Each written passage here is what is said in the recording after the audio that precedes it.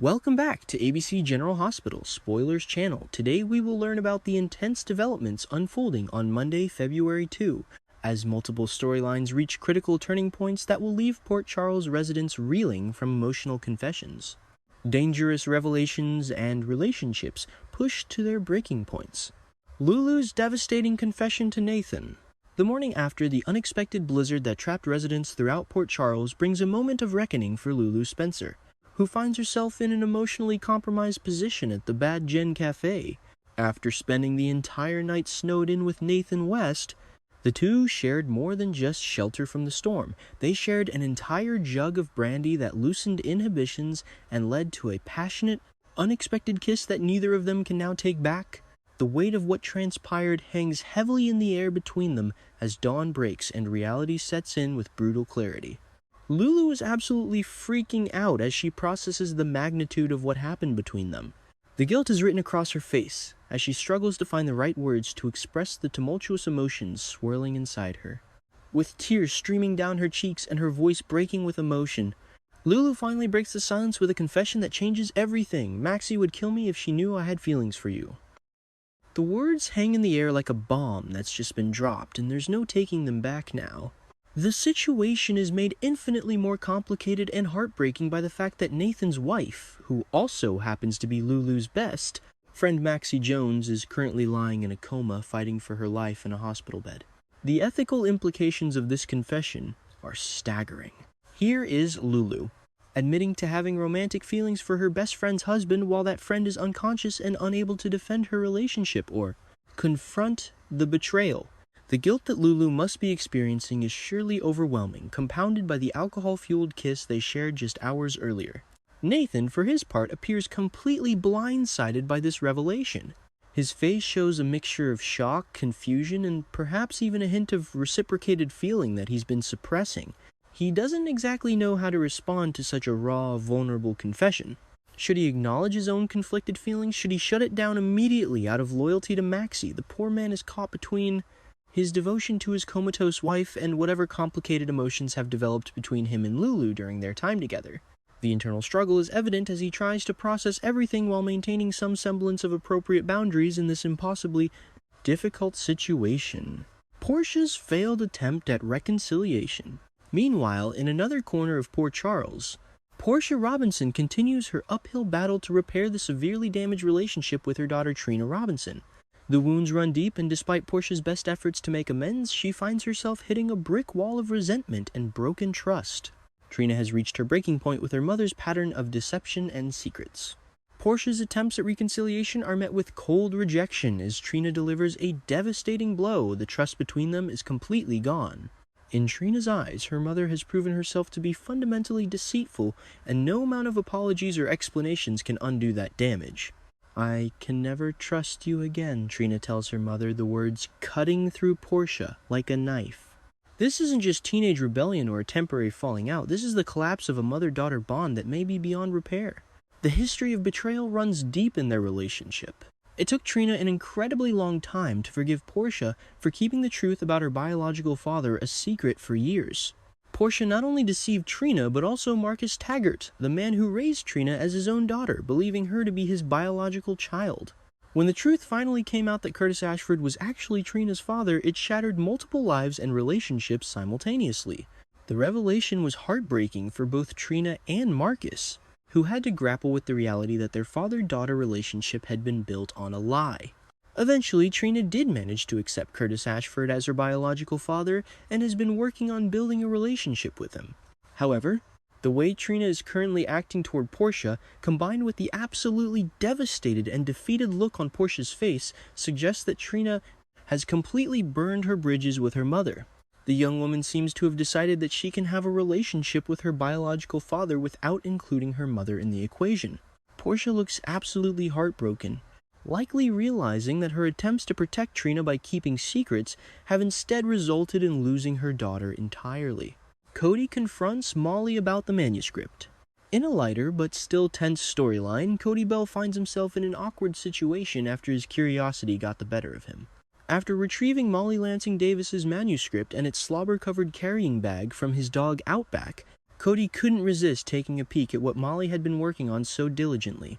He sat down and read through Laredo's Sunrise, and as he progressed through the pages, something became increasingly clear. He recognized himself as the hero of the book.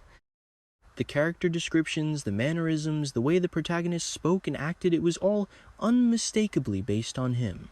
Molly had been using Cody as her muse for her romantic novel, and he had no idea until now. The realization must have been both flattering and overwhelming as he continued reading, seeing himself portrayed through Molly's creative lens and discovering exactly how she perceived him.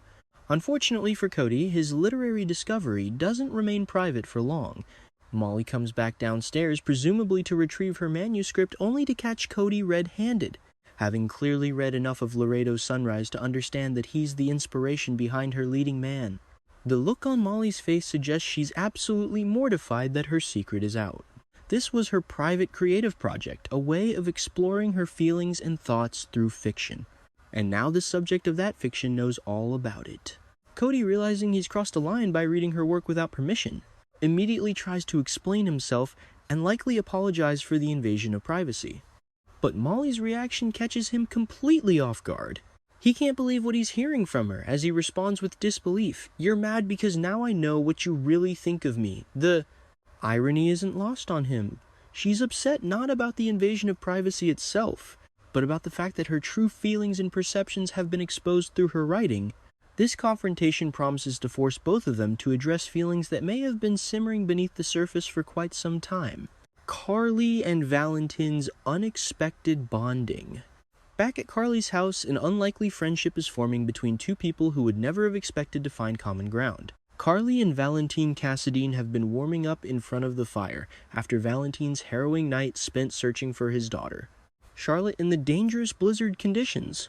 He nearly froze to death in his desperate attempt to locate her, showing the depths of his devotion as a father. Fortunately, Carly was able to provide Valentin with some much-needed relief from his fears. She received word from Lulu that Charlotte was safe and sound, staying with Danny Morgan during the storm.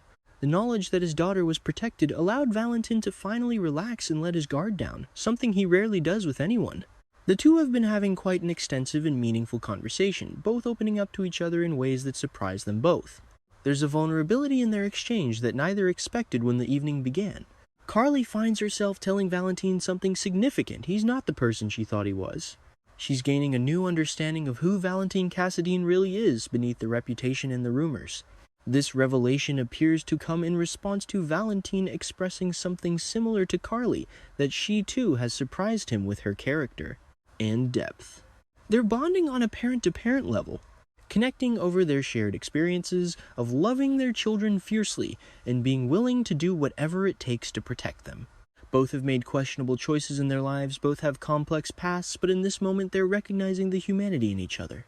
It's a surprisingly touching scene between two characters who started as adversaries but are finding unexpected understanding and perhaps even the beginnings of genuine friendship.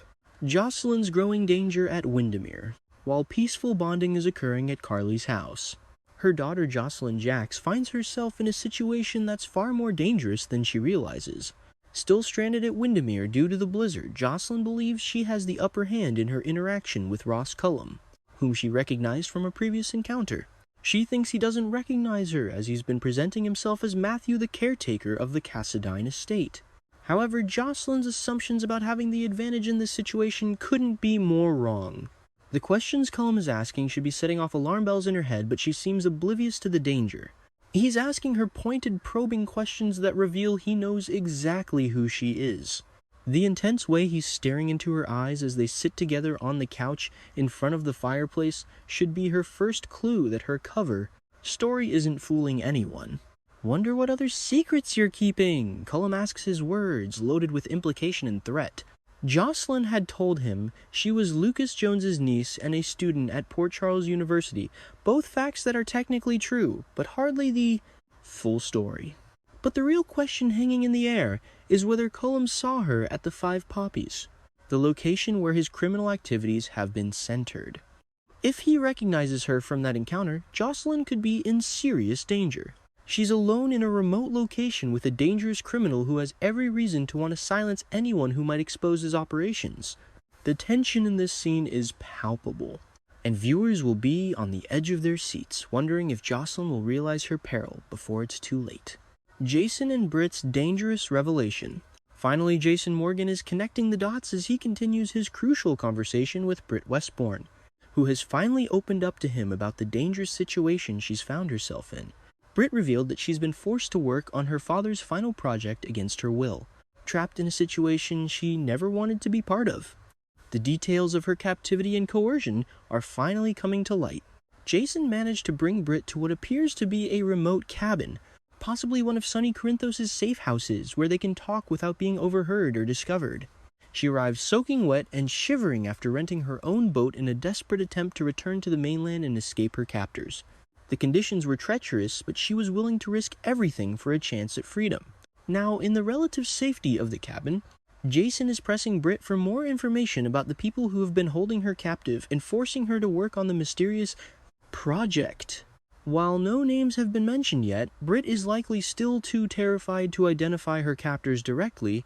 She's finally willing to give Jason some crucial information about what she's been dealing with. These guys are lethal in every sense of the word. Britt tells him her voice filled with fear and urgency. The warning is clear: whoever has been controlling her isn't just dangerous, they're absolutely ruthless and willing to kill to protect their interests. Jason's expression hardens as he processes this information, already calculating his next moves. He knows he'll need to be extremely careful in how he proceeds because one wrong step could get both him and Britt killed.